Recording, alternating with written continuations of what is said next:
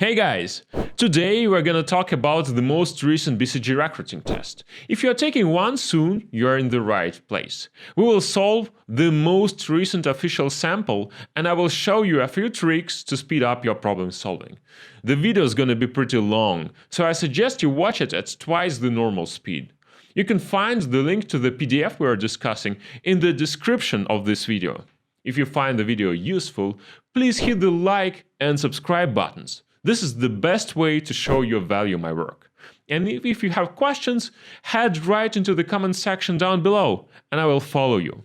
I'm Victor Rogulenko and you are watching FLES. Let's get started.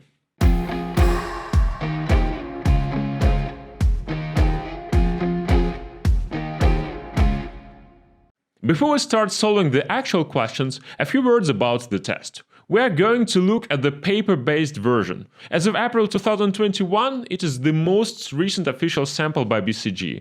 They don't have paper-based tests anymore, but the current online version is very similar to the sample. So, I have a good excuse to discuss it with you. The sample at hand is a 50-minute test containing 10 sections and 53 questions. The topics include word problems and data sufficiency in the quant sections, and reading comprehension and critical reasoning in the verbal sections. There's no negative markings for incorrect answers, but the questions differ in the number of points they give. Of course, no electronic aids are allowed, but that's not a surprise. Plus, using a calculator in many cases would be a waste of time. Anyways, if you know the quick solutions, and I will share them with you. So that's it. Let's do the test. Alright, so here's the test. First you see the marking sheet, which used to be useful in the paper-based version, but not in the online test, of course. The instructions. But, well, I shared the instructions with you anyways, so let's move on to the questions. Section number 1, 2 points per question, passage. Before you read the text, I suggest you go look through the questions, because this way you will know what pieces of information you need to find in the text. I'm not sure you will be able to do that in online tests, but if you can, always do that. First read the questions and then read the text. You don't even have to read the whole text, sometimes skimming is enough. Question number 1 is about the primary concern is missing, of the author. Question number 2 is supporting statements about women workers. Question number 3, discussion of women professionals in the last paragraph. So that's what we would need to pay attention to. And passage, according to the passage, men generally receive higher salaries and have a better chance of being promoted than women, because so we'll need to search for a comparison of career prospects for men and women. Okay, let's skim the text. Okay, so this is a comparison to men, and this is the reason why the career prospects of women are inferior to those of men. Women have or are assumed to have domestic responsibilities. Okay, so the reason according to the passage is domestic responsibilities or assumption thereof. Okay, let's move on. Okay, children make it more difficult for working mothers to continue their careers. Okay, women with children who later return to work represent another sector of the workforce facing difficulties. Okay, so even after you had children, you can face difficulties. Let's keep that in mind. Restricted range of opportunities. Okay, and this is the last paragraph. The last paragraph, remember, that was important in one of the questions. So let's read carefully. Women professionals experience difficulties. So this is the reason why they experience difficulties according to the passage. Actually, several reasons. Okay, so I think we're ready to answer the questions. So the text is about the difficulties women face when building careers as opposed to men. Our first question asks about the primary concern of the author. So let's read the options and see which option corresponds to the reasons women face difficulties and how they face those difficulties in the workforce. A, advocating changes. No, the author is not advocating anything. Cross it out. B, examining some of the reasons women rarely reach higher echelons of labor. Well, That might be the case, but we're not talking about not reaching higher echelons of labor. We're talking about difficulties in general. So B is not necessarily the best option, but let's read on. C, describing the psychological consequences of women working outside the home. Well, this is a part of the passage, but not the whole passage. So let's cross C out. Taking issue with those who believe women should not work outside the home. Again, like in option A, the author is not taking issue with anyone. So D is out. And E, analyzing the contribution of women to industry and business. No, the passage is not about analyzing contributions. So E is out. And B, even though we said it's not the best option probably, we could still mark it as the right one because everything else is just worse. Okay, the answer is B here. Moving on to question 2. The passage provides information to support which of the following statements about women workers?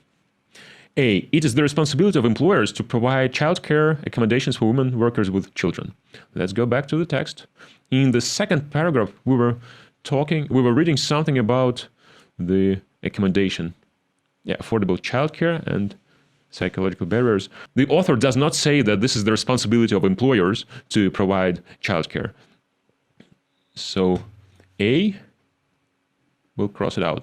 B, women in high status positions are easily able to integrate career with children. No, this is not true because we have the last paragraph here, which says that even women professionals, high achievers, who interrupt their careers to have children experience difficulties. So option B contradicts what we read in the text. C, conditions for working mothers are much better today than they were 20 years ago. Do we know that? I don't think the author mentioned anything about the change in the conditions. And the author did not mention anything about 20 years for sure. Let's skim the text quickly. No, I don't see the number 20 anywhere. So I guess C is unknown, and we'll have to cross it out. And D, the decision to work outside the home is often the source of considerable anxiety for women with children. Well, this looks true, but let's check.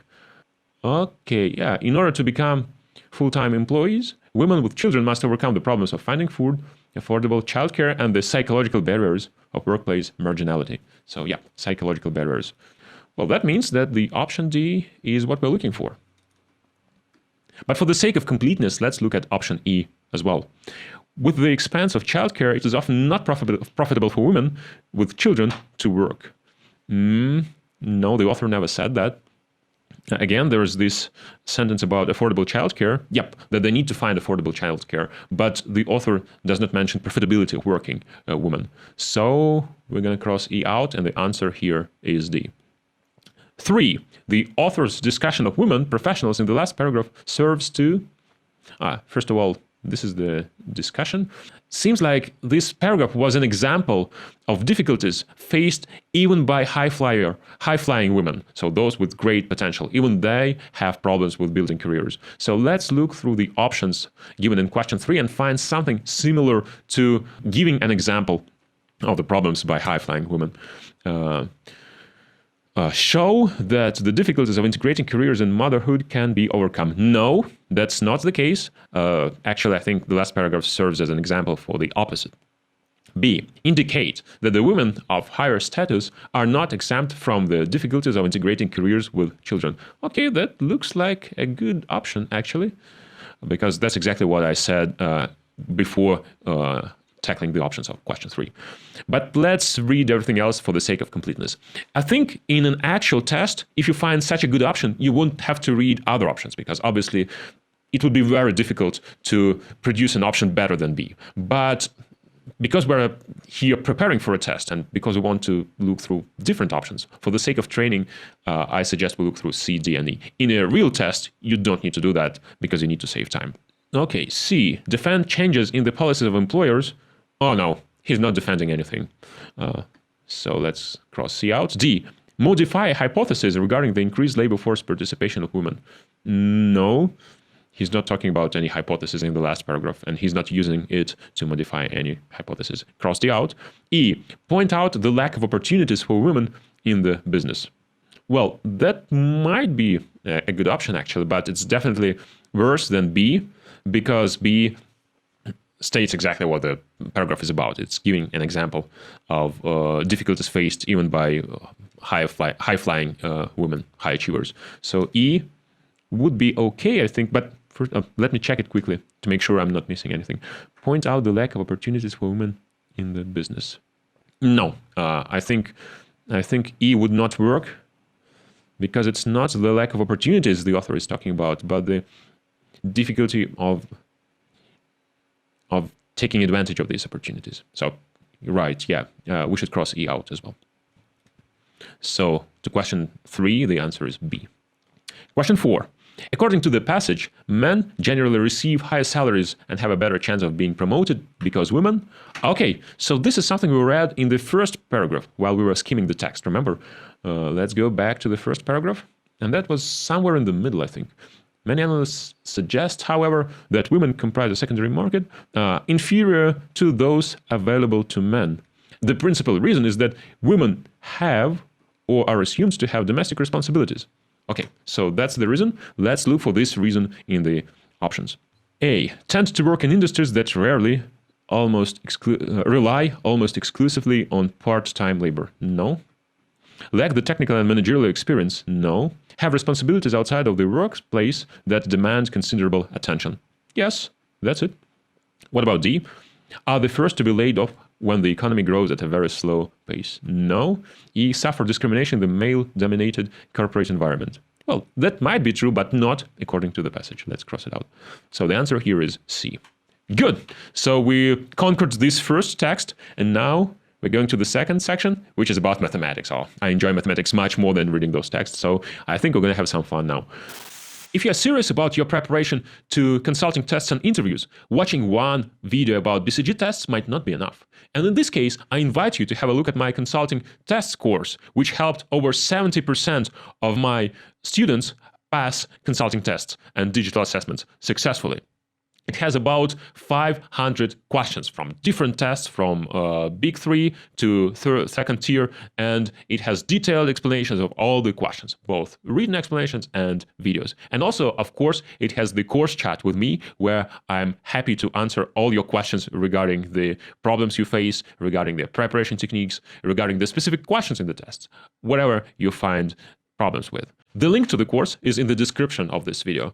I invite you to have a look, and I'm pretty sure I'll be able to help you ace these tests. Question 1. Okay, question 1, yep. Anne, Carol, and Judy paid a total of $45 for their dinner at a restaurant. If Anne paid 2/5 of the total amount, Carol paid $17, and Judy paid the rest, what fraction of the total amount did Judy pay? So let's translate these words into mathematics. And so let A, C, and J be the amounts paid by our heroes. So A plus C plus J is 45. So Anne paid 2/5 out of 45, and Carol paid $17, and we don't know anything about Judy. That makes 45. And the question is, what fraction of the total amount did Judy pay? So the question is J over 45. So we translated our data into mathematics. So let's solve it. Yeah, solving now is pretty simple, right? So we'll take this equation, 45 minus 17 minus 2/5 out of 45. So 2/5 out of 45 is what? 1/5 is 9, and 2/5 is 18.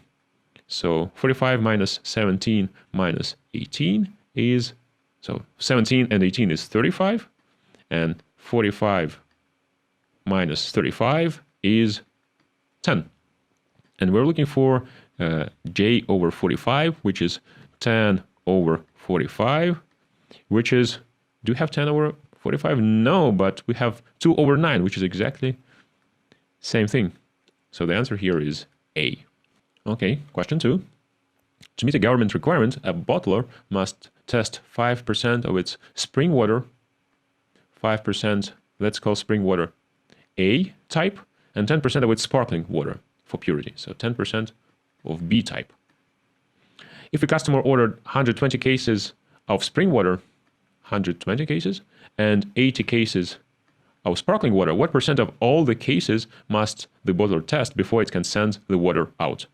So the answer would be the share of the number of bottles to be tested over the total number of bottles. So the total number of bottles in the denominator is 120 plus 80. And the number of bottles to be tested is 5% times 120 plus 10% times 80. So let's calculate it. 5% out of 120. 10% would be 12, and 5% would be half of that, so 6. And 10% out of 80 would be 8. So 6 plus 8 over 200. So this is 14 over 200, or 7 over 100, or 7%. So the answer should be 7%. Yep, the answer is B, 7%. 3. Anne and Bob drive separately to a meeting. Anne's average driving speed is greater than Bob's average driving speed by 1/3 of Bob's average driving speed. Okay, so we know we need to introduce the speed of Anne, the speed of Bob, then time taken by Anne, time taken by Bob, and the total distance. So let's write out the information that we have in the question prompt. Anne's average driving speed is greater than Bob's average driving speed by 1/3 of Bob's average driving speed. So VA is 4/3 VB. Anne drives twice as many miles as Bob. So SA equals SB times 2. What is the ratio of the number of hours Anne spends driving to the meeting to the number of hours Bob spends driving to the meeting? So what we need to find out is TA over TB. So that's the question mark. Let's actually write the ratio that we need to find and rework it a bit. So we know that T is S over V. So TA is SA over VA. And TB is SB over VB. And SA is nothing but 2SB. And VA is 4/3 VB. Okay, and downstairs we have SB over VB. Okay, so now we can cross out SB and VB. And what we're left with is 2 over 4/3, which is 2 times 3 over 4, which is 3 over 2. So the ratio is 3 to 2. Okay, do we have such an option here? Yes, we do. The answer is B. Question 4. Molly purchased brand A binders for $8 apiece and brand B binders for $5.60 apiece. If she bought a total of 12 binders for $84, how many brand A binders did she buy? Again, let's translate everything into mathematics. So price of A is $8. Price of B is $5.60. She bought a total of 12 binders. So QA quantity of A plus quantity of B is 12 for $84. So that means that PA times QA, that's the total amount of money paid for all brand A binders, plus the total amount of money paid for B binders is 84. And we need to find out how many brand A binders did she buy. QA question mark. Okay, so our translation into mathematics is complete. Let's solve it. Well, of course, we could solve it as a system of equations, but that would take us some time. So here is a hint. Let's consider all the possible options for the value of QB. So QB has to be a whole number greater than or equal to 0. So QB can be 0, 1, 2, up to what? Up to 12, obviously. And also notice that PB times QB has to be a whole number, because PA, 8, times QA, a whole number, is necessarily a whole number. But the problem with PB is that it's not a whole number, it's 560. So that means that QB multiplied by PB, this not whole number, has to produce a whole number. And the two options for QB in this case would be QB equals 5. Yeah, 5 would enable it to give a whole number. And QB equals what? 10. So let's quickly test each of them. Let's test QB equals 5, for example. If QB equals 5, then QA equals 7. In this case, PA times QA is 8 times 7. PA times QA is 8 times 7 is 56. And PB times QB is what? 5.6 times 5 equals 28. Because it's 25 plus 3, 28. Yep. And then 56 plus 28 is 84. So yes, indeed, this number works. QB equals 5 works in our case. But then you might ask, should we also test QB equals 10? And the answer is no, we should not. Because in this system of two linear equations, there's only one solution for QA and QB. It cannot have more than one solution. So that's why, obviously, QB will not work. And we don't even need to spend our time testing it, because mathematics already told us that's the case. So we cross this one out, and we mark QB as the right answer. QB, this is answer B. Oh no, actually, I was wrong. Because we're asked about QA and not QB. So I marked B as the right answer, but actually the right answer here should be C, because QA equals to 7. So I'm going to fix that. And my mistake here is a very good example of how important it is to watch out for the actual question, to watch out for the actual variable that we asked about. That's why I always write it out for me. So when the question is about QA, I write it out, QA. And then I always try to look at it carefully. But here, that did not work. So I was not attentive enough. Only when I decided to check myself, is everything all right? Am I answering the right question? I noticed that I actually was not. So always keep in mind the question you're asked and the variable you need to produce as the answer. That's important. Actually, many students in my course, when they just start preparing for the tests, miss this out and get low grades on that test. But once they become more attentive, things start getting much better. Consulting is about attention to details. So a test is another opportunity to check your attention to detail. So develop it and pay attention to all the details you see in the test. Question 5. The population of city A is 3 times the population of city B. Together, cities A, B have twice the population of city C. Let's write this out. A equals 3B. And A is the population of city A and B is the population of city B, okay? And then together, cities A plus B have twice the population of city C, equals 2 times C. What is the ratio of the population of city C to population of city B? Again, the question is C over B. So we translated our information from English into mathematics, and we're ready to solve it. So let's write out this ratio. C over B is what? What do we know about C? We know that this is a half of A plus B, okay? And then what do we know about A is that A equals 3 times B. So let's use that. 3B plus B over 2 and all that stuff over B. So that's equal to 4B over 2 over B. Cross out B, and then that's 4 over 2 or 2 over 1. Or 2 actually. But because we're asked about the ratio, we should keep the numerator and the denominator. So that should be 2 over 1. Do we have such an option here?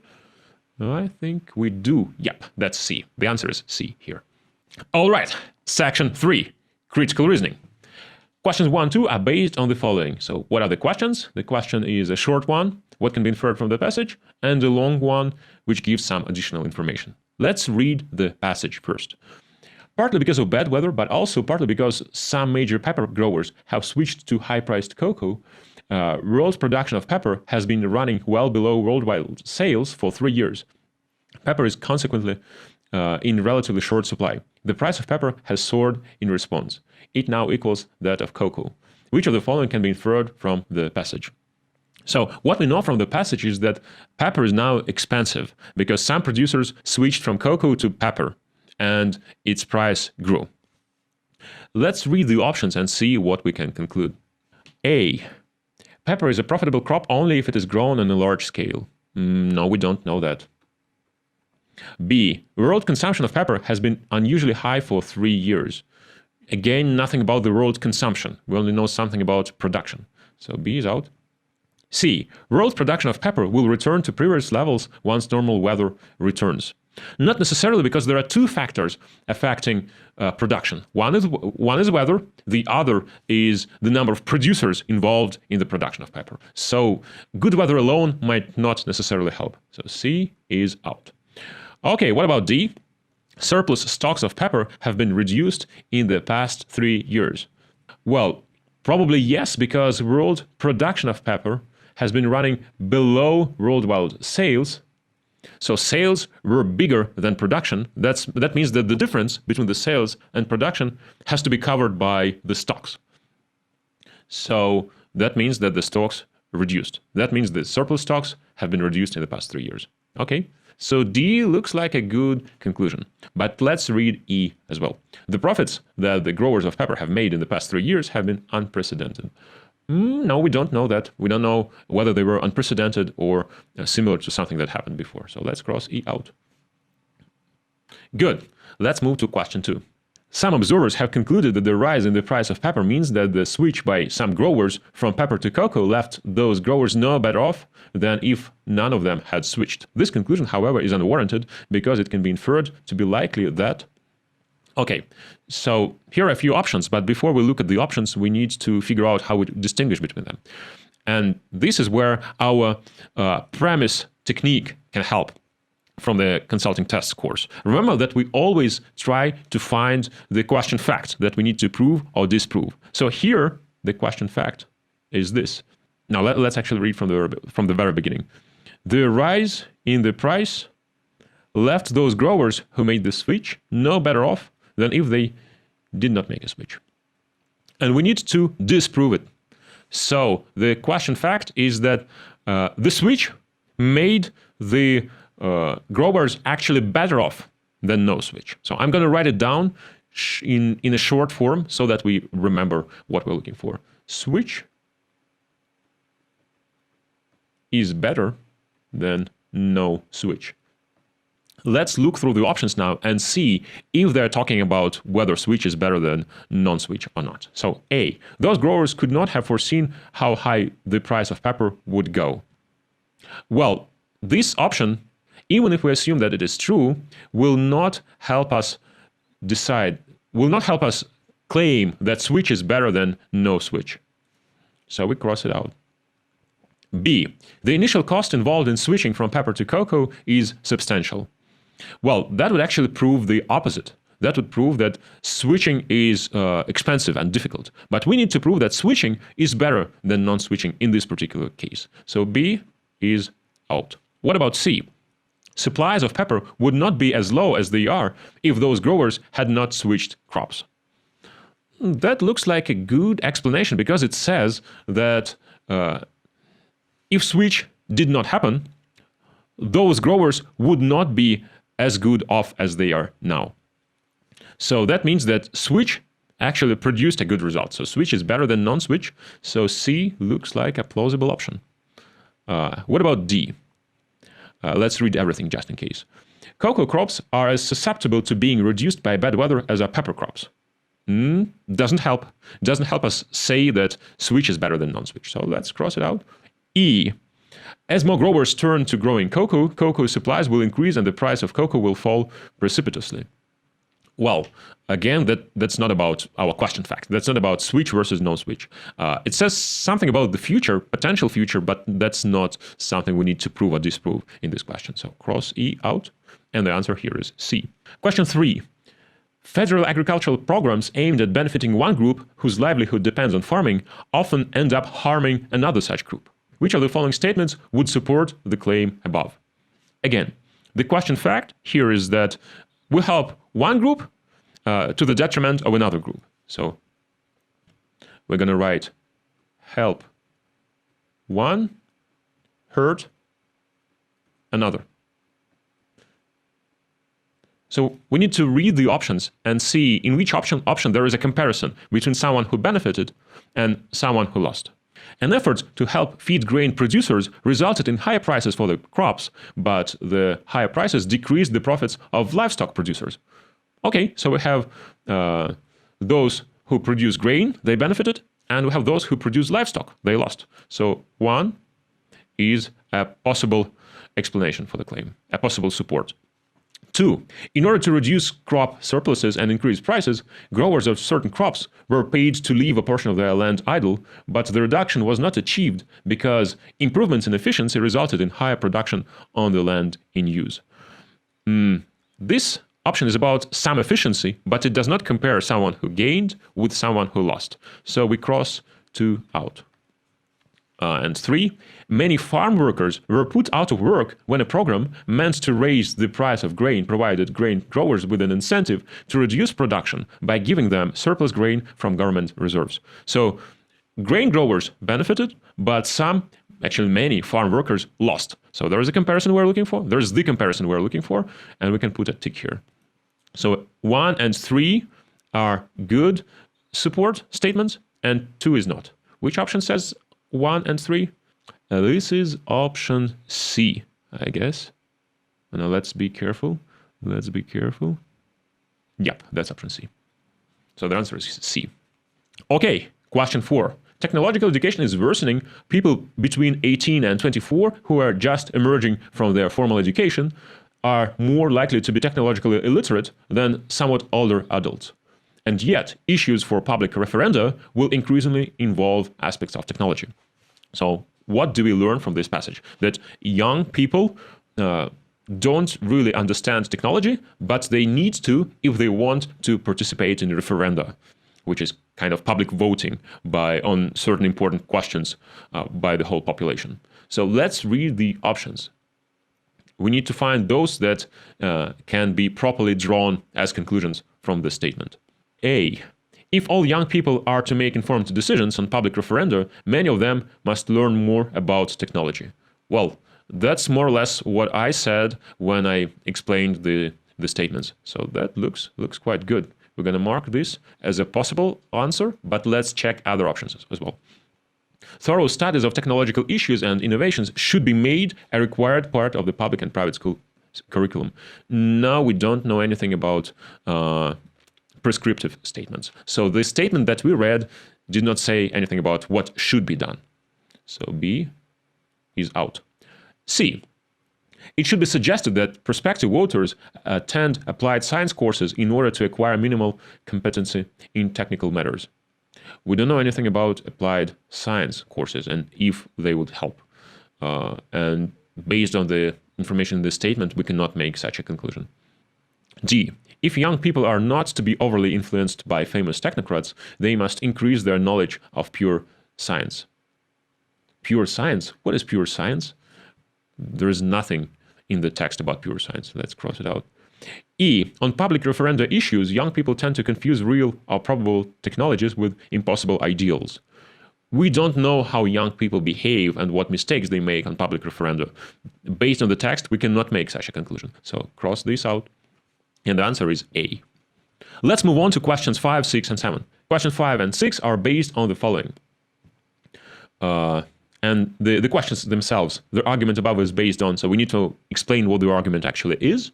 And 6, which of the following, if true, would most likely be part of the evidence used to refute the conclusion above. So we need to find something against the conclusion.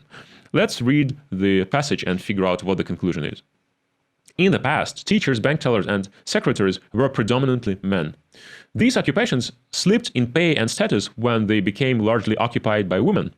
Therefore, if women become the majority in currently male-dominant professions like accounting, law, and medicine, the income and prestige of these professions will also drop. Well, this is an argument when, based on an analogy and a similar example from the past, we make a conclusion about something that might happen in the future. So if we are to answer question 5, which is the argument above is based on what, we need to use this reasoning. So a comparison of similar situations and drawing conclusion from one for the benefit of the other situation. A, another argument that contains circular reasoning. There's no circular reasoning here, so A is out. B, an attempt to refute a generalization by means of an exceptional case. No, we're not refuting anything. Out. C, an analogy between the past and the future. Well, that might be the case. Yeah, we're talking about an analogy. D, an appeal to popular beliefs and values. No, there's no appeal to beliefs and values. An attack. Oh, let's not read on. There's no attack here. E is out. So the answer here is C. Okay, now moving on to question 6. We need to find evidence to refute the conclusion above. So the conclusion is that that situation that took place in the past will repeat itself in the future in different circumstances. So we need to find some explanation why this transition from the past does not work for the future. So the question fact would be here that past situation does not guarantee same thing in the future. Let's see the options. A, accountants, lawyers, and physicians attained their current relatively high levels of income and prestige at about the same time that the pay and status of teachers, bank tellers, and secretaries slipped. It doesn't matter for our question fact. Let's cross this out. B, when large numbers of men joined a female-dominated occupation, such as airline flight attendant, the status and pay of the occupation tend to increase.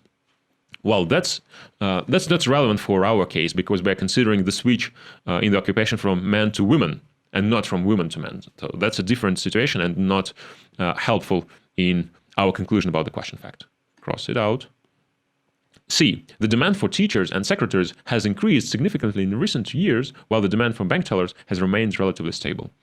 Again, does not help, because this is not a proof why the past would not work in the future. D, if present trends in the awarding of law degrees to women continue, it will be at least 2 decades before the majority of lawyers are women. Not helpful, because even if we have to wait 20 years, we don't know whether the same situation that took place in the past will repeat again in the future. In 20 years or 30 years or 40 years, does not matter. The number of years is not important. We don't have any information in this option about the transition from past to the future. So D is out, and the answer option should be E, but let's read it and think about it. The pay and status of female accountants, lawyers, and physicians today are governed by significantly different economic and sociological forces than were the pay and status of female teachers, bank tellers, and secretaries in the past. Yep, that's a good explanation. It basically says that what worked in the past will not work in the future, might not work in the future because the situation is different. So E is the right answer. 7. The question is, the company's plan as described above assumed each of the following except, so we need to figure out what the assumptions were in the text above and then find an assumption that was not used among the options. So let's read the text first. An electric power company gained greater profits and provided electricity to consumers at lower rates per unit of electricity by building large capacity, more efficient plants and by stimulating greater use of electricity within its area. So they used scale to become more efficient. To continue these financial trends, which is greater profits, driving greater profits, the company plans to replace an old plant by a plant with triple the capacity of its largest plant. Okay, so, well, I guess we can make out many assumptions here, but it's easier to look through the options and see whether this option was involved as an assumption in what we saw in the text. A, demand for electricity within the company's area of service would increase in the future. Yeah, they are definitely hoping for that, because otherwise they wouldn't grow their scale. B, expenses would not rise beyond the level that could be compensated for by efficiency of volume of operation or volume of operation of both. Yes, that's an assumption as well, because if the expenses rise, this large-scale enterprise might not be profitable or feasible. C, the plant would be sufficiently reliable in service to contribute a net financial benefit to the company as a whole. Yes, that's an assumption as well. If it's not reliable in service, and does not contribute a net financial benefit, then the conclusion would not hold. D, safety measures to be instituted for the new plant would be the same as those for the plant it would replace. No, this assumption was not used in our question because it's not relevant. At least based on what we read in the text, safety measures are not relevant. We need to learn more about safety to say whether it's related to the plan or not. So we're gonna cross this one. We're gonna circle this one as the potential exception from the statements, from the assumptions used. And E, the tripling of capacity would not result in insuperable technological obstacles to efficiency. So that means that we will be able to grow, scale, and still remain profitable. Yes, E is definitely an assumption that would change things if it does not hold. So the answer here is D. Section 4, some more mathematics. Question 1. A team won 50% of its first 60 games in a particular season and 80% of its remaining games. If the team won a total of 60% of its games that season, what was the total number of games that the team played? Okay. So let's translate that from English into mathematics. So let's say that the total number of games is X. We know that there were 60 games first, and then 50% of them the team won. And then there were the remaining X minus 60 games, and then what happened? 80% of the remaining games were won by the team. Now what the question is? The question is that 60% of all games were won by the team, and we need to find out what was the total number of games. So we need to find X. So this is the translation. Now we can use this translation to solve the problem. We can actually build an equation here. So on the left-hand side and on the right-hand side will be the number of games won by the team. We can express it differently. We can express it as 0.6 times X. 60% of games were won by the team. And we can express it differently. 60 games times 0.5. 50% of 60 games were won. And then among the remaining games, X minus 60. 80% of the games were won. So times 0.8. Now all we have to do is solve this equation and find X. Point X equals 30 plus 0.8X minus 48. So let's move x's to the right-hand side and then all the numbers to the left-hand side. So that's 48 minus 30 equals 0.8x minus 0.6x. So 0.2x equals what? 18. So x equals 18 over 0.2, which is, this is 18 times 10 over 2, and this is 90. Let's check again that the answer that we're looking for is indeed x. We're looking for the total number of games that the team played, and we said that this is x. Okay, so the answer should be 90. The answer is C. Yep. Let's move on. If a bicyclist in motion increases his speed by 30% and then increases this speed by 10%, what percent of the original speed is the total increase in speed? Okay, so the original speed is v, and the new speed is v times 1.3 times 1.1. So what we need to do is multiply 1.3 by 1.1. 1.3 times 1.1 is 1.3 times 1 plus 0.1. So 1.3 times 1 is 1.3, and 1.3 times 0.1 is 0.13. And together they are 1.43, which is an increase of 43%. Do we have such an option? Yes, we do. The answer is C. 3. John spent 40% of his earnings last month on rent and 30% less than what he spent on rent on purchase to purchase a new dishwasher. What percent of last month's earnings did John have left over? Okay, so we have 3 categories here. Rent, dishwasher, and everything else. I'll call it balance. So the rent is 40%. Let's call X the total earnings. Dishwasher 30% less than what he spent on rent. So that's 0.4x times 1 minus 0.3. And then balance is, well, something else. Let's call it B. The question is, what percent of last month's earnings did John have left over? So the question is B over X. Let's calculate B. B equals X minus 0.4X, which is rent, and minus the dishwasher, which is 0.4X times 1 minus 0.3. So 1 minus 0.3 is 0.7, and 0.7 times 0.4 is 0.28x. So B is X minus 0.4X minus 0.28x. So this is together what? This is 0.68x. Then B is 0.32x. And the question is, what percentage of last month's earnings did John have left over? And this is 0.32 or 32%. The answer is B. Question 4. Here comes a table. That's interesting. Well, but actually, we shouldn't be too excited because of these numbers. The numbers, all these digits, suggest that we'll need to calculate a lot in this question, even though the answer options are pretty far apart. So maybe we can approximate something and save us some time. But let's read.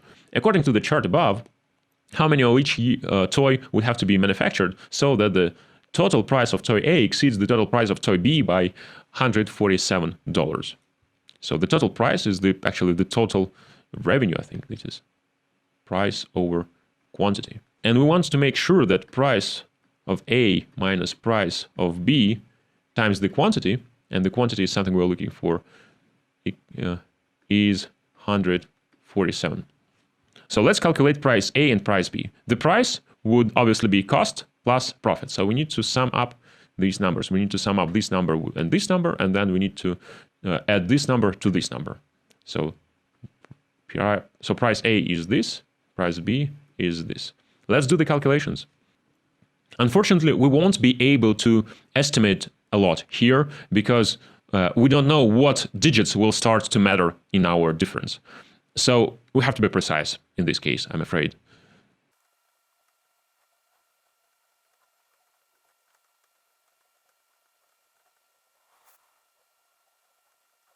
Now let's take the difference. 5.0237 minus 5.0080 is 0.0147. Okay, that's good, because now we clearly see that this is 147 times 10 to the power minus 4. 4 digits after the point. So in order to make it 147, we need to multiply it by 10 to the power 4, or 10,000. So the answer here is C, and we found it. Question 5. In 1995, the Johnsons spent $800 on the family's water bills. Anticipating that water rates would increase in 1996 by 50%, the Johnsons cut back their water usage. By how much must the Johnsons have reduced their 1996 water usage to pay exactly the same amount in 1996 as they paid in 1995? So let's write this out. 1995. So the water usage would be the quantity. Price is the rate. And then S will be the total amount paid. 1995, 1996. So the sum is the same, $800 and $800. So the water rates would increase by 50%. So this is X, and this is 1.5X. Let's say this is Q1 and Q2. Okay, now our translation into mathematics is ready. We can solve this question.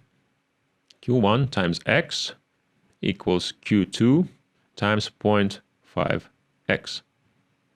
Let's cross x out. Q1 equals 1.5 Q2. But the question is, by how much must Johnsons have reduced their 1996 water usage? So we need to compare Q2 versus Q1. And then Q2 is 1 over 1.5 Q1, which is what? Which is 2/3 of Q1. So the reduction, the delta, is 33 and 1/3%. I guess that's pretty clear, right? Because I just subtracted 2/3 from 1. And this is 1/3. And 1/3 is nothing but 33 and 1/3%. So the answer is A. Section 5. 2 points per question. And again, we have some reading comprehension stuff. As before, let's go through the questions first. Okay, question 1, the primary purpose of the passage. Okay.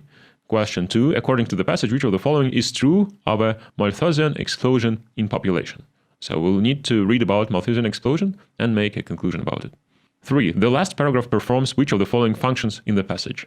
Okay, pay attention to the last paragraph. 4, the passage mentions each of the following as a possible reason average family size might fall in recent industrialized nations, except find a reason. Find what is not a good reason. And 5, the information in the passage suggests that which of the following animals would most likely to have many young.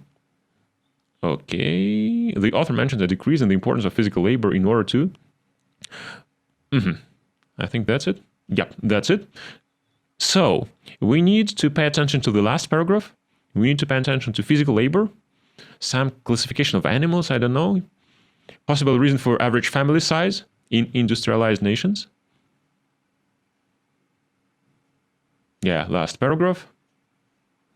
Malthusian explosion. And the overall purpose. Let's read. Okay, Malthusian explosion. So this is related to one of the questions. Let's remember that it's in the first paragraph. The second paragraph explains why this Malthusian explosion did not happen, why there was a transition to smaller families. So the third paragraph is a continuation of this explanation. And the fourth paragraph suggests a different explanation. Changes in social attitudes.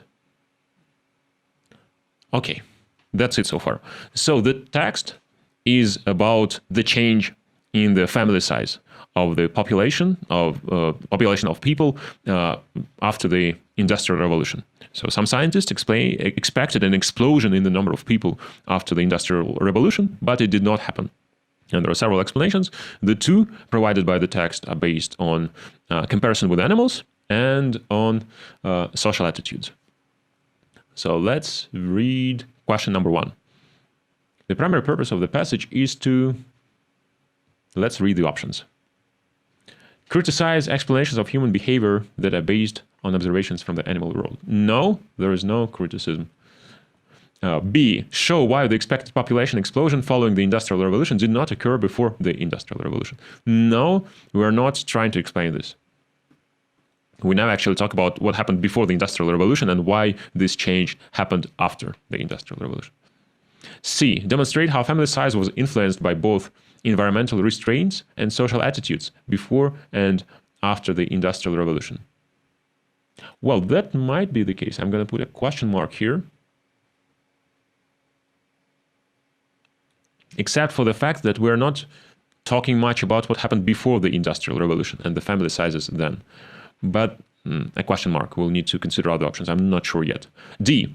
Present two alternative theories that explain why family size tends to shrink with increased prosperity. Yes, we have two alternative theories. And the theories explain why the Malthusian explosion did not happen. So while the family size tends to shrink. Yes, D looks like a good explanation. Better than C, I guess. Because C talks about before and after Industrial Revolution. We're not really focused on before. So D is better, but let's read E just in case. Argue that studies based on social attitudes are more effective than models based on evolutionary advantages. No, there is no argument what is better, what is more effective, more efficient. Let's cross it out. So the answer here is D. Question 2. According to the passage, which of the following is true of a Malthusian explosion in population? Let's go back to the text, and the first paragraph mentioned this Malthusian explosion. Let's read.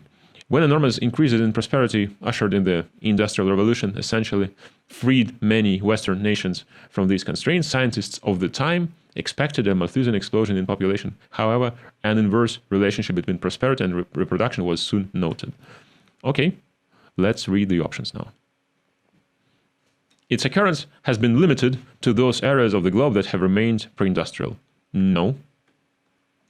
It is inevitable that society is making the transition from an economy based on agriculture to one based on industry. No, because it actually did not happen. This Malthusian explosion did not happen according to the text. So we cannot make B as a conclusion. C. It was predicted by at least some who lived through the Industrial Revolution in the West. Probably yes, because there is this phrase, scientists of the time expected this explosion. So yes, they did live at the time and they expected it. So option C looks good. Let's read other options.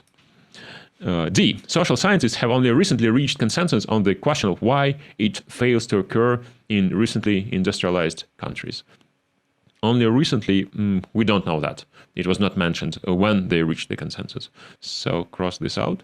And E, it was avoided in Western society because the wealth created by industrialization allowed families to support children through extended periods of education. Well, there are two explanations. This is one of the explanations, but the second is not mentioned. And we're not sure which explanation works, actually. So what was the real reason? So E is not necessarily true. Cross it out, and the answer is C. Question number 3. The last paragraph performs which of the following functions in the passage? Let's go read the last paragraph. That's actually weird, but the last paragraph is just this one sentence. Meanwhile, plans such as pensions and social security mitigate the need for children to care for their parents into their dotage. Okay, just a short sentence. What does it do? It presents an alternate explanation to the phenomenon described in the first paragraph. No, it does not explain the phenomenon of reduced family size. B. It criticizes the explanation presented in the second paragraph. No, it does not criticize anything. C. It describes how social attitudes change as societies become richer. Well, yes, it does. It shows the change, the introduction of social security. Yes, C might work. What about D? It explains a phenomenon presented in the second paragraph. No. And E, it argues that changing social attitudes are sufficient to explain the phenomenon described in the first paragraph. Well, option E, as well as option A, might work for a different paragraph. That might work for the second to last paragraph, which is normal sized and gives a lot of information and serves a certain role in the text. While this small paragraph is much more limited. It does not play all those roles mentioned in those options, except for option C. Well, that's strange that the paragraph is so small, but it is, and we're not going to judge it. If it is just this one sentence, we're going to treat it as a single paragraph, and in this case, the answer should be C. Question 4. The passage mentions each of the following as a possible reason average family size might fall in recently industrialized nations, except... Okay. Let's read the options. I think we might remember what was going on in the text without going back to the text right now. A. Extended periods of education that make children a drain on family resources. Yep. That's the second to last paragraph. B. Well-fed, advantaged children who outcompete those in less advantaged families. Yes, we've seen that. I think we've seen it somewhere here. A few pampered children, those children would outcompete the progeny of parents who had stretched their resources too widely.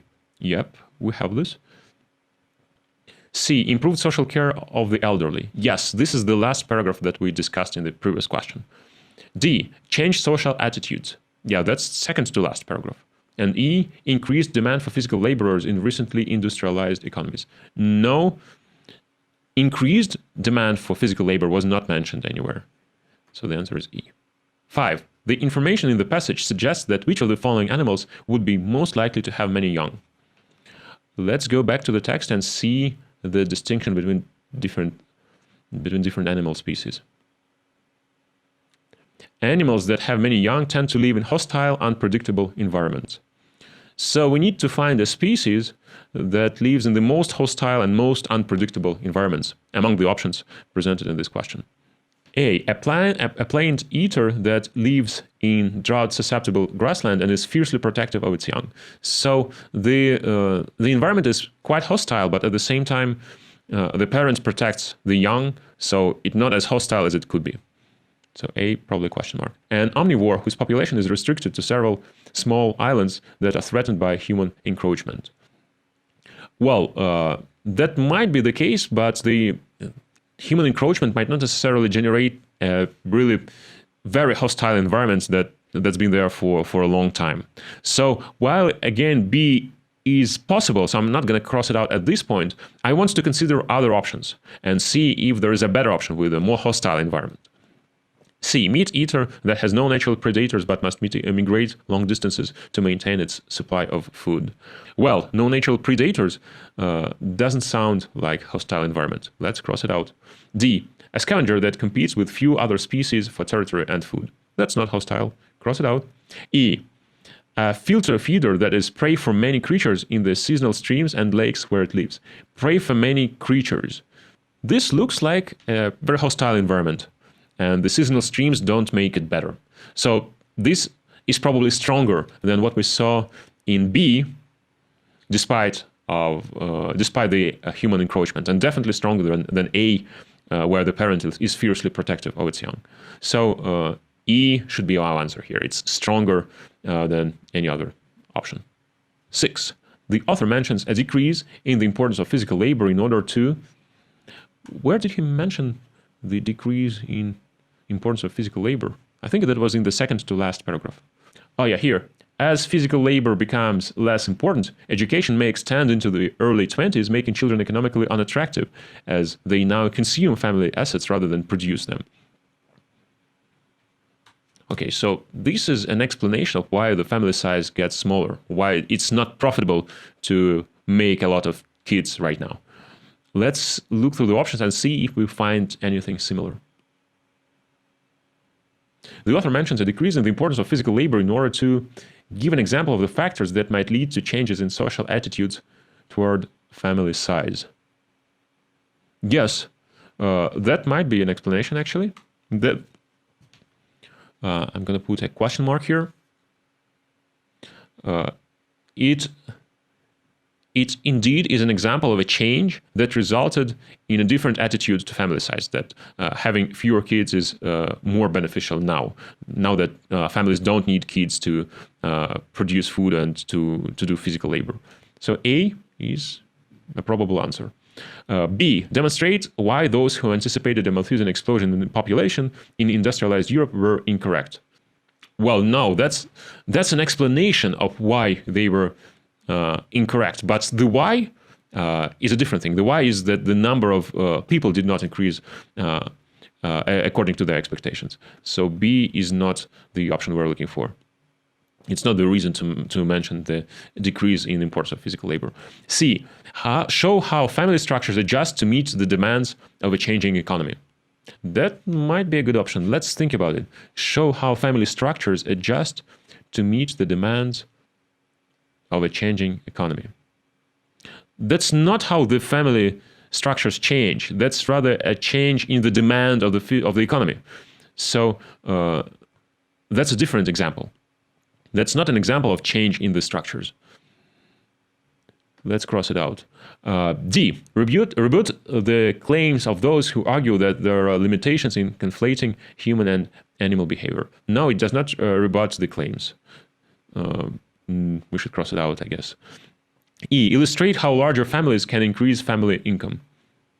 That's actually a counter illustration, I think, because it supports the opposite situation. It supports the situation when people with fewer children get more benefit because they don't need to spend money on children whose physical labor is not needed anymore. So E is not the reason why the decrease in importance of physical labor is mentioned. Cross it out, and the answer is A. Section 6, mathematics. Let's do it. 2 points per correct answer, negative 0.5 points for each incorrect answer. That's interesting, because that is different to what was stated at the very beginning of the test. The first page mentioned explicitly that there are no negative markings for incorrect answers. Okay, I think it does not change things for us because in the online test there is no negative marking anyways. So we should not really pay much attention to the penalties for incorrect answers. We should try to answer as many questions as possible anyways. Let's read the questions. 1. 4 staff members at a certain company worked on a project. The amount of time that the 4 staff members worked on the project were in the ratio 2 to 3 to 5 to 6. If one of the 4 staff members worked on the project for 30 hours, but we don't know which one. Which of the following cannot be the total number of hours that the 4 staff members worked on the project? Let's translate this into mathematics. A, B, C, D. These are the number of hours worked by the co-workers. This is 2 to 3 to 5 to 6. And then one of them worked 30 hours. But we don't know who. And then we need to figure out which of the following cannot be the total number of hours that the 4 staff members worked. So we need to understand what the total could be and what it could not be. Translation complete? Let's solve it. Well, I think the easiest way here would be to try and figure out what the different values for the total number of hours worked could be, and then see which of them are mentioned in the options and which are not. So for simplicity, let's say that A worked 2x hours, B worked 3x, C worked 5x, and D worked 6x. So together they worked 2 plus 3 plus 5 plus 6, 16x hours. Now, if A, the first staff member, worked 30 hours, then the sum would be 30 divided by 2 times 16. Because this is the ratio of the total number of hours worked to the number of hours worked by the first staff member. And then this is, and it is equal to 240. Let's do the same thing with the second staff member. If they worked 30 hours, then the total number of hours worked is 30 times 16 over 3 equals 160. So C could not be the answer and E could not be the answer. If the third staff member worked 30 hours, then the sum would be 30 times 16 over 5, which is 30 over 5 is 6. 6 times 16 is 96. So B would not work. And then D, if the fourth staff member worked 30 hours. Notice that as we move from the first to the last staff member, the total number of hours worked decreases from 240 to 160 to 96. So the answer for, in the fourth case, if the fourth staff member worked 30 hours, would not be bigger than 96. So that could be 80, but that could not be 192 for sure. So we can select 192 as the answer and move on. But for the sake of completeness, let's calculate the answer if the fourth staff member works 30 hours. Let's do the same kind of math. 30 times 16 over 6. So 30 over 6 is 5. 16 times 5 is 96 minus 16, which is 80. Right? We would have to cross A out as well. So the answer is 192. The answer is D. Question number 2. A baseball card collection has 1,100 cards that are in mint condition and 400 cards that are not. Of those cards in mint condition, 60% are rookie cards. If 740 of the cards in this collection are not rookie cards, then how many cards in the collection are rookie cards that are not in mint condition? Let's translate this into mathematics. So mint condition, not mint, rookie, not rookie.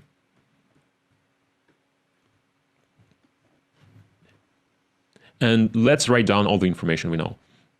We know that there are 1,100 cards in mint condition, so the total number of mint condition cards is 1,100, and not in mint condition, 400.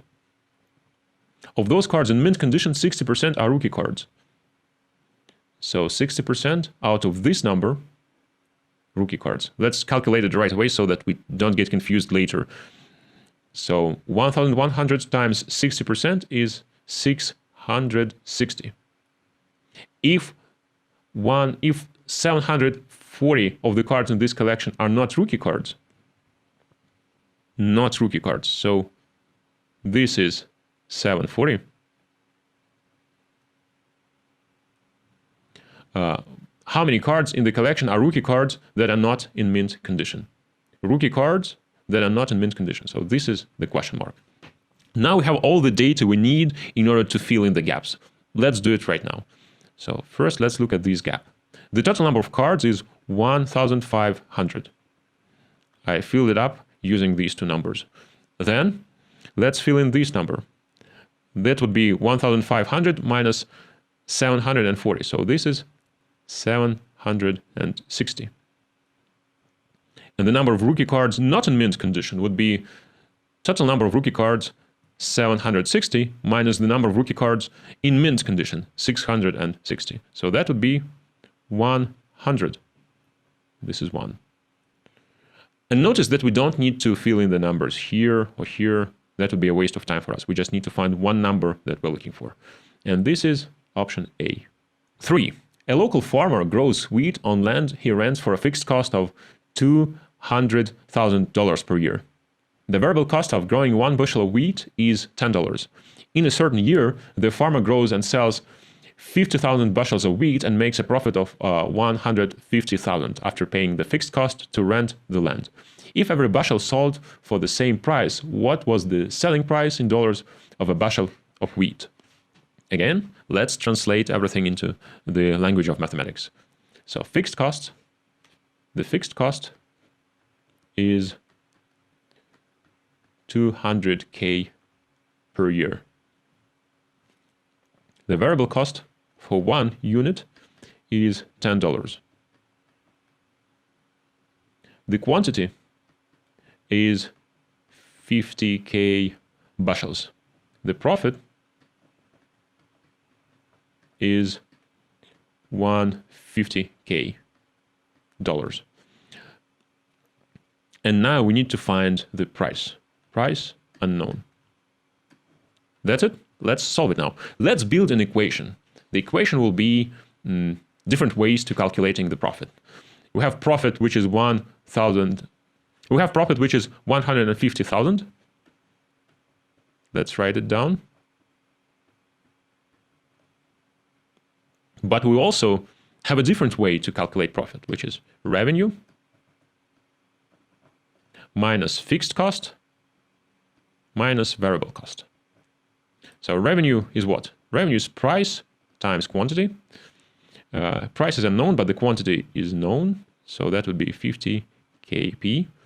The fixed cost is 200K, and the variable cost is variable cost per unit times quantity. Variable cost per unit is 10, quantity is 50K. So that would be 50K times 10 or 500K. So now let's write out our equation. 150K equals 50KP minus 200K minus 500K. So we can cross K's out. K is just 1,000, right? And then 50P. So I'm going to bring P to one side and then all the numbers to the other side. 50P equals 150 plus 200 plus 500. And this is 850. So that means that P equals 850 over 50. I'm going to continue here, okay? P equals 85 over 5. I got rid of zeros. And to simplify the calculation, this is 50 plus 35 over 5. So 50 over 5 is 10, 35 over 5 is 7. So that's 10 plus 7, which is 17. So the answer here is 17, and we're going to pick option E. Yes? Yes, that's it. Question 4. An interesting chart, number of shipments of manufactured homes in the United States. But let's not read the chart, let's look at the question first.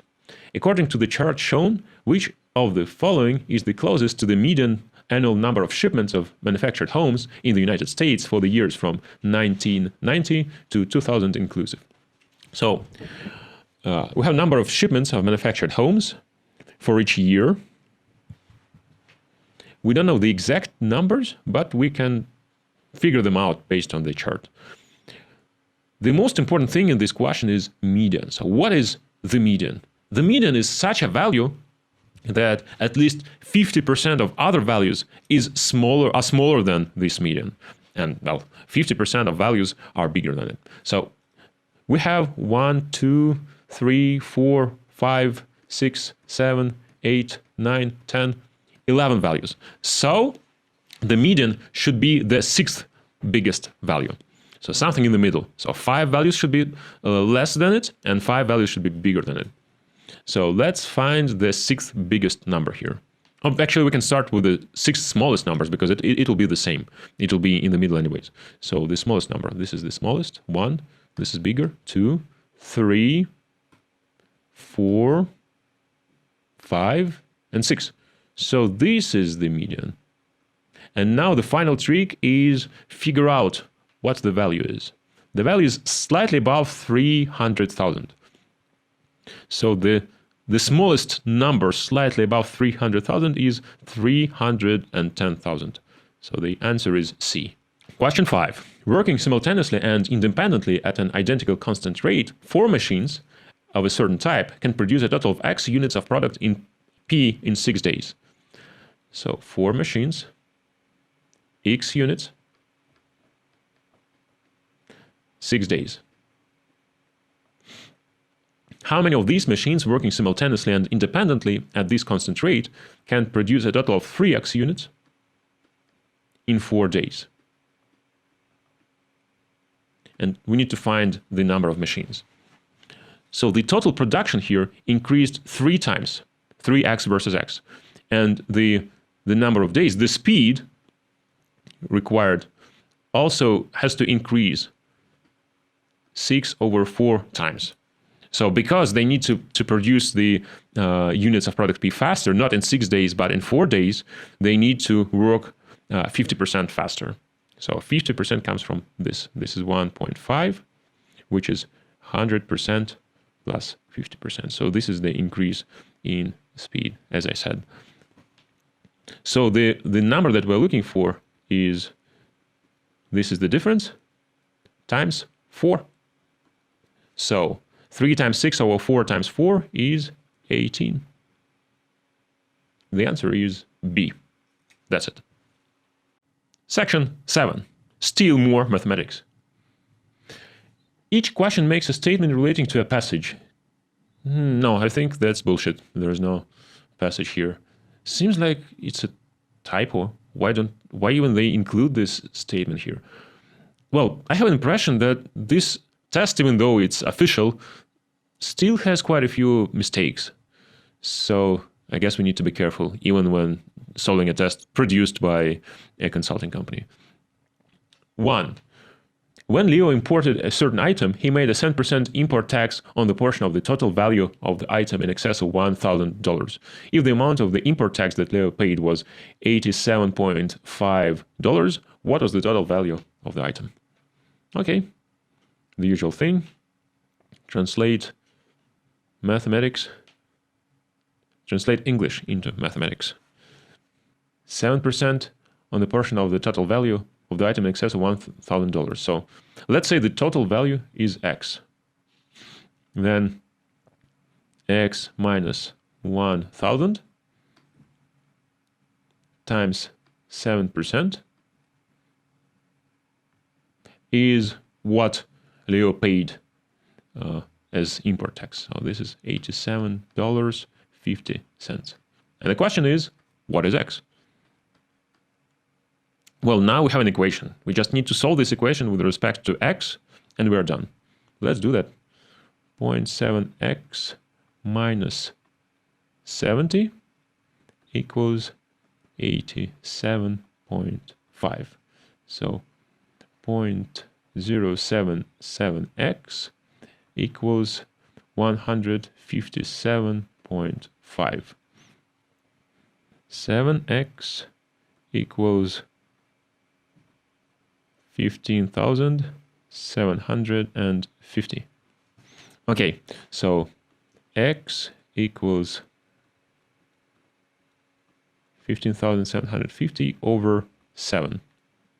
So this is 2, this is 14, this is 1, 17, this is again 2, 14, 17 minus 14 is 3.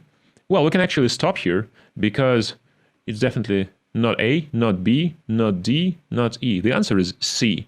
Notice how when the answer options are different, we can estimate our result. Or even if not estimate, we can stop the calculation at the point when we can uniquely identify the right answer. That's what we're going to do here. And let's stop. Question 2. For a convention, a hotel charges a daily room rate of $150. Оговорился.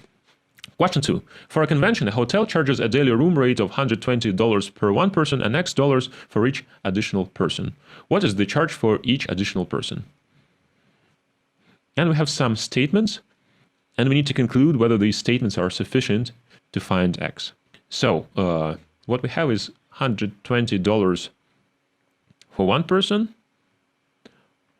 plus X for the remaining people. And this will be the total amount paid. Let's see what we have in our options 1 and 2 and whether these options are sufficient to find X. So if an option gives us information about Q, the number of people that were sharing the room and the total amount paid, then we can uniquely identify X because it's just an equation with respect to one unknown. 1. The daily cost per person for 4 people, Q is known, sharing the cost of a room is $45. Okay, so $45 per person, so multiplied by 4, and we end up with the total amount paid. And we know the number of people, Q. It's not 4, it's 3, because 1 is included here. But anyways, we have the data to compute X. And we don't need to compute X here, by the way. We just need to understand that we have enough data to compute it. So X is okay. So 1 is sufficient to find X. What about statement 2? The daily cost per person for 2 people sharing the cost of a room equals $25 more than the corresponding cost for 4 people. Okay, but seems like we still have enough data. So we have 120 plus X times what? Times 1, if we're talking about 2 people. And we divide it by 2, because the daily cost per person is $25 more than the corresponding cost for 4 people. So it's $25 plus 120 plus X times 3, because we calculated for 4 people and 1 person is included in this initial charge, divided by 4. Again, this is an equation with one unknown, and we can easily find X. So 2 is sufficient to find X. So our answer here is D. Each statement alone is sufficient. 3. A certain company's profit in 1996 was 15% greater than its profit in 1995, and its profit in 1997 was 20% greater than its profit in 1996. The company's profit in 1997 was what percent greater than its profit in 1995? That's easy. We just need to calculate the 2 changes. So from 95 to 96, the change was 15%. And from 96 to 97, the change was 20%, 1.2. So the total change will be the product of these 2 numbers, 1.15 and 1.2. Let's do that now. 1.15 times 1.2 equals 1.15 times 1 plus 0.2, which is 1.15 plus 2.3. I just multiply 1.15 by 2 and then divide it by 10. So 1.15 plus 0.23. And this is 1.38. The difference is 38%. And we will pick E as our answer. Question 4, another data sufficiency question. If every car sold last week at a certain used car dealership was either a coupe or a sedan, what was the average arithmetic mean sale price for all the cars that were sold at the dealership last week? So we need, in order to calculate that, we need the total revenue or the total amount of money paid for all the cars and the total number of cars. This is how we calculate the arithmetic mean. Let's see if the statements 1 and 2 give us enough data to do the calculations. 1. The average sale price for the sedans that were sold in the dealership last week was 10,600. Okay, that's average price, but that's not total revenue. 2. The average sale price for the coupes that were sold at the dealership last week was 8,400. Well, that's another average price, but we don't know the quantities, so we cannot calculate the total revenue. And yeah, we cannot calculate the numerator and we cannot calculate the denominator either. So that means we're not able to calculate the average price for all the cars. So both statements together are not sufficient to do the calculation. So this is option E. Statements 1 and 2 together are not sufficient. Yep, that's the answer. 5. Pat, Kate, and Mark charged a total of 162 hours to a certain project. If Pat charged twice as much time to the project as Kate and 1/3 as much time as Mark, how many more hours did Mark charge to the project than Kate? Okay, so together, P plus K plus M is 162. Pat charged twice as much time to the project as Kate. P equals 2K. And 1/3 as much time as Mark. So P equals 1/3 times M. How many more hours did Mark charge to the project than Kate? So we need to find M minus K. So let's plug the information that we have into our initial equation of P plus K plus M equals 162. We have P, then we have K, which is 1/2 of P, plus 1/2 of P, and then we have M, which is 3P. And this is 162. So 1.5 P is 162. For simplicity, let's multiply it by 2. So 9P equals 324. So P equals 36. But we need to find M minus K. And M is 3P and K is 1/2 P. So that is 108 minus 18, which is 90. So the answer here is D, 90. 6. Company K has an annual budget for a certain project, and 1/5 of this budget was spent during the first quarter of the year. If 1/8 of the remainder of the budget was spent during the second quarter, what fraction of the budget was left at the end of the second quarter? Okay, first quarter, 1/5 of the budget. Second quarter, 1/8 of what is left, and what is left is 1 minus 1/5 times the budget. And the question is, what fraction of the budget was left at the end of the second quarter? So I'm going to write left. So I'm going to write left over B, question mark. Let's calculate what is left. Left equals B, total budget, minus 1/5 of B, minus this guy here, 1/8 times 4/5 times B. So let's say that the denominator is 40, and let's multiply all the This denominator is 40, so let's bring all the fractions to a common denominator and multiply everything by 40. So it's 40b minus 1/5, which is 8b minus 4b over 40. And that is 40b minus 12, which is 28b over 40. And 28 over 40 is 7 over 10b, or 70% of b. So it's 7/10. And this is option A. We're looking for the ratio of the left amount of money to the total budget, and this is 7 to 10, 7/10, A. 7.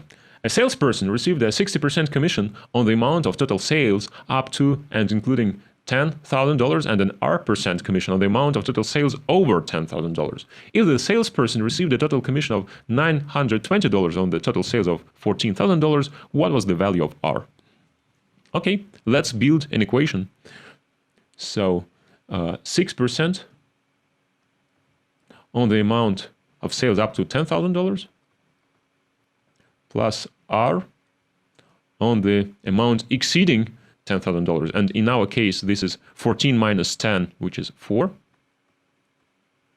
And this commission equals $920 according to the question prompt. So we need to find R. That's pretty easy. 6% out of 10K. This is 600 plus 4,000 R equals 920. So R equals 920 minus 600 over 4,000, which is 320 over 4,000. Let's cross out zeros. 32 over 4 is 8. So this is 8 over 100, or 8%. This is option D, 8%. Question 8. A grocer has 400 pounds of coffee in stock, 20% of which is decaffeinated. If the grocer buys another 100 pounds of coffee, of which 60% is decaffeinated, what percent by weight of the grocer's stock of coffee is decaffeinated? So 40 pounds, 20% is decaffeinated. If the grocer buys another 100 pounds, 60% decaffeinated, what percent by weight of the grocer's stock of coffee is decaffeinated? So total is 500% decaffeinated, unknown. Let's do the calculation. Let's calculate the ratio of the decaffeinated share over the total weight of the coffee. So it's 400 times 20% plus 100 times 60% over 500. And this is exactly what we're looking for. So 400 times 20%, this is 1/5 of 400, this is 80. 60% of 100 is 60. So it's 80 plus 60 over 500. This is 140 over 500. Or 280 over 1,000, which is obviously 28%. And the answer is A, 28%. Questions 9 to 10 refer to the following. Average cost of operating subcompact, compact, and mid-size cars in the United States, 1982-1986. Okay, so subcompact is blue, compact is red, and mid-size is gray. And we have the years, and we have the cost per mile for the cars. Okay. In 1982, question 9, the approximate average cost of operating a subcompact car for 10,000 miles was 1982 subcompact, this number here, times 10,000. This number here is what? This is slightly less than 0.35. So this is 0.34 times 10K. And 0.34 times 10K is $3,400.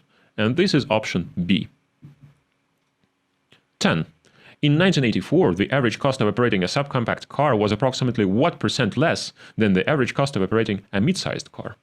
1984, mid-sized is here. It's almost 50 cents, and subcompact is 30, I don't know, it's 32 cents. I guess it's something like 0.32 over 0.50. And this is roughly 64%. So the difference is about 35%, 36%. So I'm writing approximately. What is the closest number that we have among the answer options? The closest number is D, 33. Yeah, I guess 33 should work, especially given that we're not very precise in reading the chart. It's difficult to read it precisely. So it's pretty likely that the actual difference is 33%. Question 11. During which of the 5-year period did the United States have the lowest percentage increase in population? Okay, so that should be an easy one. So here the difference, what do we need to do here? We need to compare the numerators and denominators, because we're looking for the percentage increase. So there's a denominator as well, and the absolute value, the difference. So the percentage increase here would be 8 plus 6, 14 over 152. Here, that would be 14, 17 over 166. Here, the difference would be 15 over 181.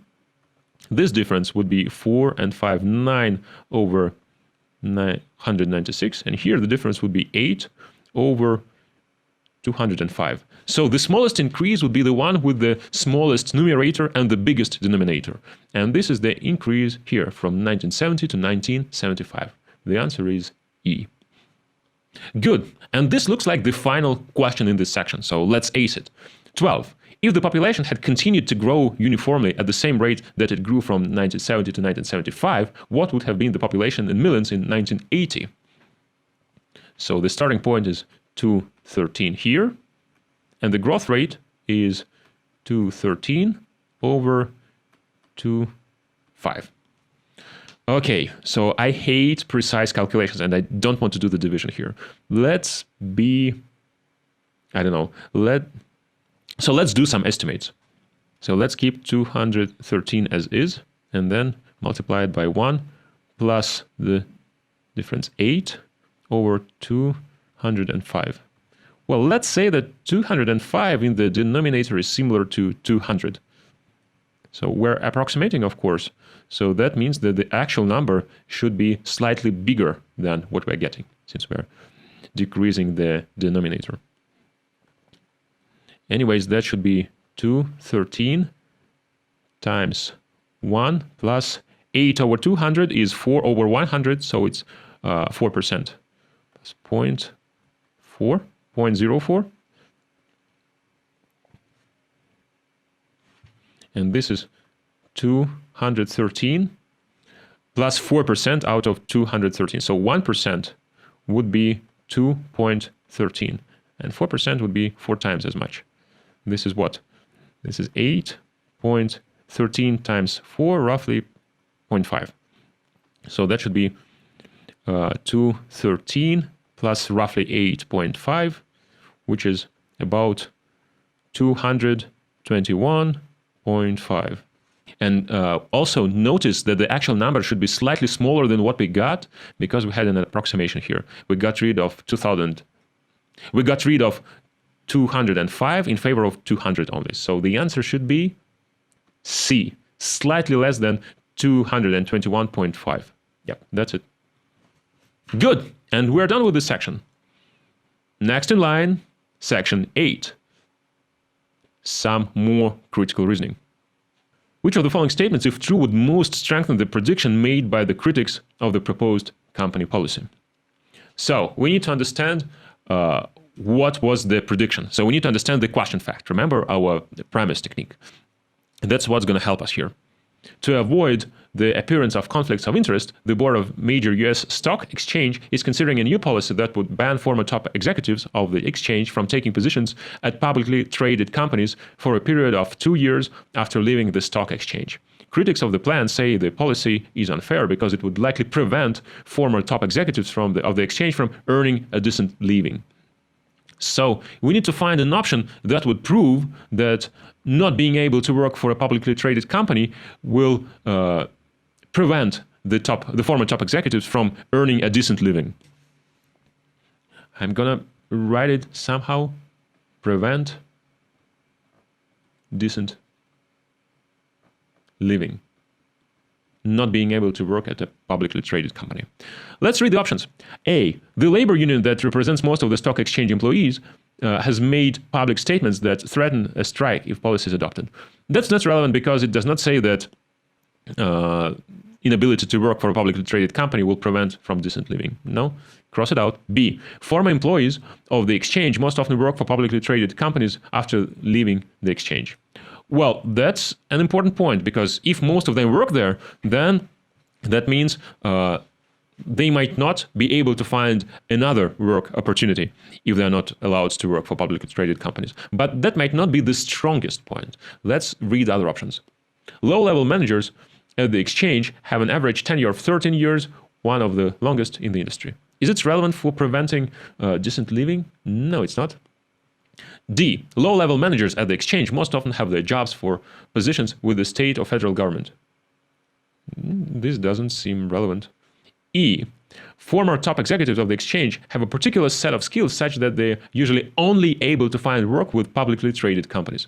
Well, this is a strong point. That means that if they're not able to find employment with publicly traded companies, their skill set would not fit in other places and they won't be able to make a decent living. So E is definitely better than B, and E should be our answer here.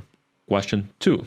The percentage of local businesses with more than 10 employees is higher in Grandview City than in any other city in the state. However, the percentage of local businesses with 15 employees or more is higher in Lakeshore City, which is in the same state than in any other city in the state. The passage suggests that there are quite a few businesses in Grandview City with 10 to 14 employees, and this is why it ranks higher than Lakeshore City in the ranking of cities with 10 employees or more in the state.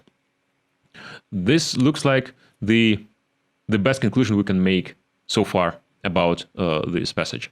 Let's read the statements and see which conclusion it can hold. A percentage of local businesses with more than 18 employees is higher in Lakeshore City than in any other city in the state. Well, that's not necessarily true, as the example of Grandview City illustrates. It ranks highest in the state when taking into account businesses with 10 plus employees, but it loses out to Lakeshore City when considering only businesses with 15 plus employees. Same thing could happen with Lakeshore City. So it ranks highest in terms of businesses with 15 plus employees, but might lose out to some other city, maybe even to Grandview City, in terms of number of businesses with 18 plus employees. So A is out. B, the state has more local businesses with more than 10 employees than any other state in the country. We don't know that. We don't have any information about other states in the country. C, the number of local businesses with more than 10 employees is greater than any other state in the country. Something is missing here. Again, a typo. Well, as I said, even official tests by consulting companies might have mistakes. Well, frankly speaking, I cannot make sense out of this option. The number of local businesses with more than 10 employees, something is missing here than any other state in the country. Well, we need to cross it out. Let's do it this way. If we find a better option that suits our passage and our question, we pick it. If everything is faulty, then we pick option C because we just don't have enough information because of this mistake. Let's read D. Some local businesses in Grandview City have 11 to 14 employees. Yeah, that's right. That's what I said at the very beginning when I made a conclusion from the passage. So D looks good, definitely better than C, which is misleading. E, the average number of employees per business is higher in Lakeshore City than in Grandview City. No, we don't know that because we need to know the total number of employees and the total number of businesses. And we don't know anything in this regard. So E is out and the answer is D. Question number 3. The Ministry of Tourism in Country X began an expensive television advertising campaign in Country Y 2 years ago. Since that time, the number of visitors to Country X from Country Y has increased by more than 8%. Clearly, the Ministry of Tourism's campaign is responsible for the increase. Which of the following is true would most weaken the argument above? We need to find an alternative explanation to the growth in the tourist flow. Any option which provides this alternative explanation is what we're looking for. A. Advertisements. The advertisements sponsored by Ministry of Tourism in country X were panned by the country Y media for lack of imagination. That's irrelevant because it's not an alternative explanation to what we see in the passage. B. A devaluation of the currency in country X 2 years ago made travel there more affordable for residents of country Y. Well, that looks like a plausible alternative explanation. So we might mark this as a potential answer. But let's consider other options because we are looking for something that would most weaken the argument. Maybe there is a better option. C. Increasing political turmoil in country X will lead to a decrease in visitors from country Y next year. That's not an alternative explanation to why there was an increase in the number of visitors from country Y to country X. No, cross it out. It's irrelevant. D. The number of visitors from country Y to country Z increased by more than 8% over the past 2 years. It is tempting to select this option because it says something about the tourist flow from country Y to a different country. So it suggests that, well, there is another country and people started traveling from Y to another country even more than to country X. So it suggests that maybe the reason for the increase in the tourist flow is the overall conditions in country Y and not something mentioned in the passage. But this is overthinking. We don't have enough data to support that so far. That's why option D, while it has some merit, it's definitely weaker in our case than option B, which clearly produces a valid alternative explanation. Now let's consider option E finally. Over the past 2 years, the advertisement campaign launched by the Ministry of Tourism in country X cost more money than residents of country Y spent traveling in the country. Well, this is not an alternative explanation. This is kind of a way to measure efficiency, but we are not interested in that in this specific question. So cross it out, and the answer is B. Section 9. Again, some quant questions. Question 1. The table above shows present rates and proposed rates for electricity for residential customers. For which of the monthly kilowatt hours shown would the proposed rate be the greatest percent increase over the present rate? So we have 4 options. This one, this one, this one, and this one. And again, the biggest increase, I think we discussed it a few questions ago, would be where the numerator is greatest and the denominator is smallest. So here the difference is 2, so it's 2 over 24. Here the difference is 4, 4 over 41. Here the difference is 5, 5 over 57. And here the difference is 6 over 73. So 6 over 73 is out because it's obviously less than 10%, far less than 10%. Then 5 over 57 or 4 over 41. Well, 4 over 41 is almost 10%. It's pretty close. Well, 5 over 57 is definitely less than 10% because of this 7 here versus 1 in the denominator of 4 over 41. So 1,500 is out. What about 4 over 41 versus 2 over 24? Again, if it was 21 and not 24, I would be uncertain. But here, the difference is obvious. 4 over 41 is bigger than 2 over 24. So we cross 500 out, and the answer is 1,000. B, this one. 2. On July 1st, 1982, Miss Fox deposited $10,000 in a new account at the annual interest rate of 12% compounded monthly. If no additional deposits or withdrawals were made and if interest was credited to the last day of each month, what was the amount of money in the account on September the 1st, 1982? So let's do the calculation. The calculation is not difficult. So it's 12% annually. So this is 1% monthly. The interest is compound. So that is 1.1. And then again 1.1, again 1.1, and so on every month. We have 2 months here, from July to August, and from August to September. So the growth rate would be 1.01 to the power 2, because we're talking about 2 months. And then we need to multiply this number by $10,000. Let's forget about $10,000 for now and look at this guy. 1.01 times 1.01. How can we calculate that? That's pretty simple.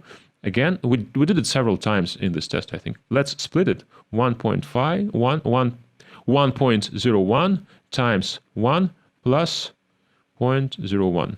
So this is 1.1 plus 0.0101. And this is what? 1.0201. And now multiply it by 10,000 and get $10,201. And this is option B, our answer in this question. Question 3. A corporation with 5 million shares of publicly listed stock reported total earnings of $7.2 per share for the first 9 months of operation. During the final quarter, the number of publicly listed shares was increased to 10,000 shares. Sorry, 10 million shares actually. And fourth quarter earnings were reported as $1.25 per share. What are the average annual earnings per share based on the number of shares at the end of the year? Let's write out the data that we have.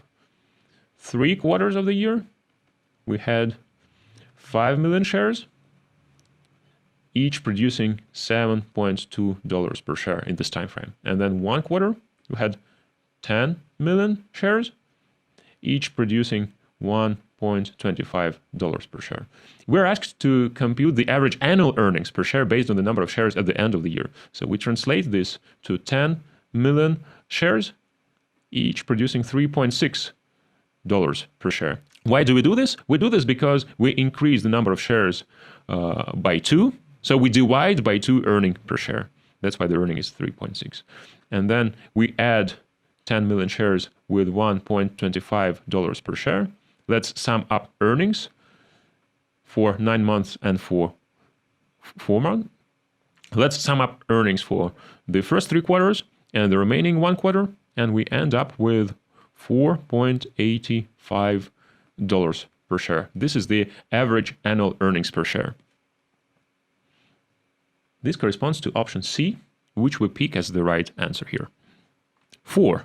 A small business invests $9,900 in equipment to produce a product. Each unit of the product costs $0.65 to produce and is sold for $1.2. How many units of the product must be sold before the revenue received equals the total expense of the production, including the initial investment in equipment? So let's divide the investment by the profit that each unit makes. Profit per unit. In this way, we'll find out the number of units necessary to produce a total profit equal to the initial investment. So this is 9,900 over the profit is 1.20 minus 0.65, which is 9,900 over 0.55. Let's divide the numerator and the denominator by 11. We end up with 900 over 0.05, which is the same thing as 9,000 over 0.5, which is the same thing as 9,000 times 2, or 11,000. This is the quantity we're looking for, 18,000 units. The answer is D. Yeah, that's it.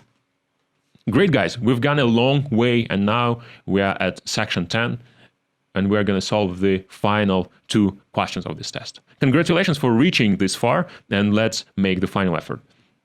Identify the single correct answer. Insurance company X is considering issuing a new policy to cover services required by elderly people who suffer from diseases that afflict the elderly.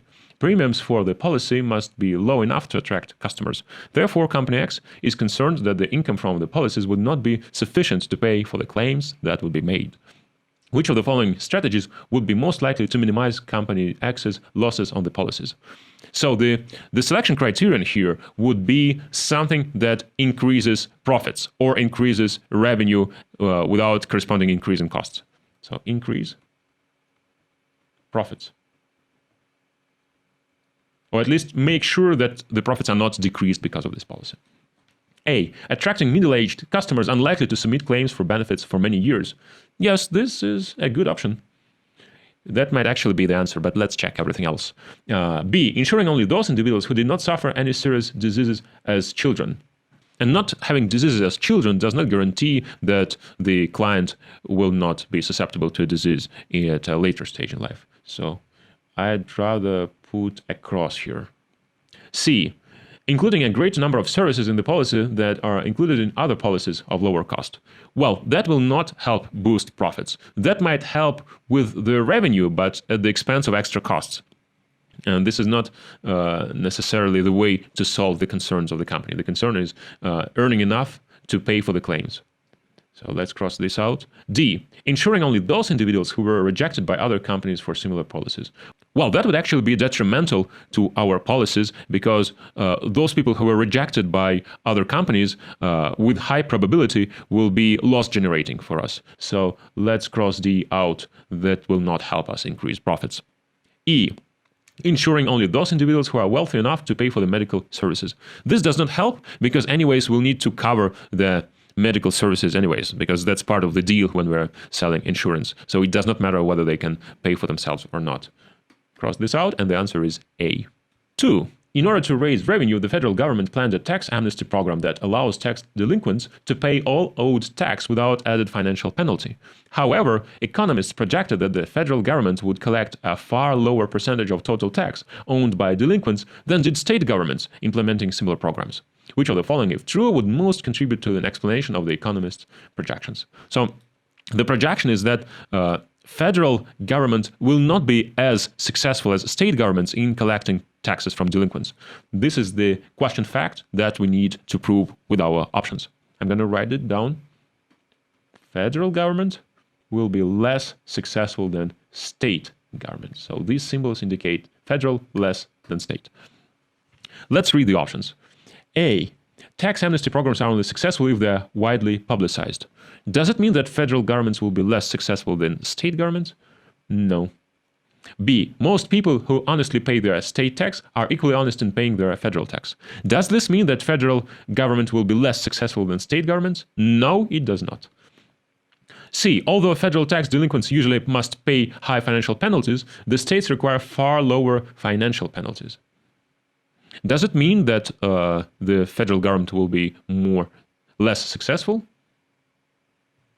Well, not necessarily. On the one hand, lower financial penalties might prevent delinquents from using this program because they are okay with paying the penalties anyways. On the other hand, they might still try to avoid the penalties anyways, no matter how big they are. So I would say that C is unclear at this point. So I'd rather put a question mark here. Maybe we'll get back to it later, but I hope that we find a better option. D. The state tax rate varies considerably from state to state, but the federal tax is levied according to laws which apply to citizens of all the states. Does it mean that federal government will be less successful than state governments in collecting taxes? No, I don't see a clear connection between the option and the question fact. Cross this out. E. Unlike most federal tax delinquents, most state tax delinquents fail to pay state tax because of an oversight rather than a decision not to pay. Well, that might explain why state delinquents would like to make use of this program and avoid the financial penalties, and federal delinquents might not do that. They just don't want to pay taxes anyways, and they don't care about the penalties. They don't pay the taxes and they don't pay the penalties. E is obviously better than C because it provides a clear connection between the statement and the question fact, while C fails to do that. So E is the right option. Whew, that's it, guys. We conquered this test. Thanks a lot for bearing with me and for watching this really long video up until the end. I hope it was useful to you. And, well, if it was, please like and subscribe. That would really show that you like my work, and I would be encouraged to continue. If you have questions and if you think that my solutions sometimes were not the most efficient, or maybe you find some mistakes, please write in the comments below. I'll be happy to discuss. And that said, thanks for watching, and until next time, cheers, guys.